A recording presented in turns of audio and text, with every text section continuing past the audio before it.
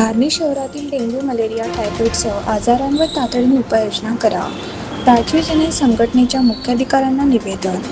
राजवी जनहित संघटनेचे संस्थापक अध्यक्ष रहमत खान उर्फ रम्मू पत्रकार यांच्या मार्गदर्शनाखाली धारणी तालुका शहर अध्यक्ष शौकत उल्ला आणि शहर सचिव गफ्फार कुरेशी यांनी धारणी नगरपंचायतीच्या मुख्याधिकाऱ्यांना आज 24 ऑगस्ट सोमवार रोजी दुपारी 1:30 वाजता निवेदन देऊन शहरात वाढत असलेल्या डेंग्यू, मलेरिया, टायफॉईड, स्वाईन फ्लूसह विविध आजारांवर तातडीने प्रतिबंधात्मक उपाययोजना करण्याची मागणी केली.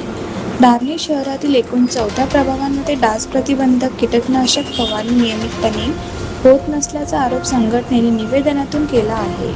शासनाकडून स्वच्छता व डास प्रतिबंधक उपाययोजनांसाठी नगरपंचायतीला निधी प्राप्त होत असतानाही त्याचा योग्य पद्धतीने वापर होत नसल्याने नागरिकांना आरोग्याच्या समस्यांना सामोरे जावे लागत असल्याचे संघटनेने म्हटले आहे. शहरातील सार्वजनिक उद्याने, विविध वस्ती तसेच सर्व प्रभागांमध्ये नियमित स्वच्छता, डास प्रतिबंधक औषधांची फवारणी आणि आवश्यक त्या आरोग्यविषयक उपाययोजना करण्यात याव्या. तसेच या गंभीर समस्येकडे नगरपंचायत प्रशासन आणि नगराध्यक्षांनी गांभीर्याने लक्ष देऊन जनहितासाठी ठोस पावले उचलावीत अशी मागणी शौकत उल्ला व गफ्फार कुरेशी यांनी केली.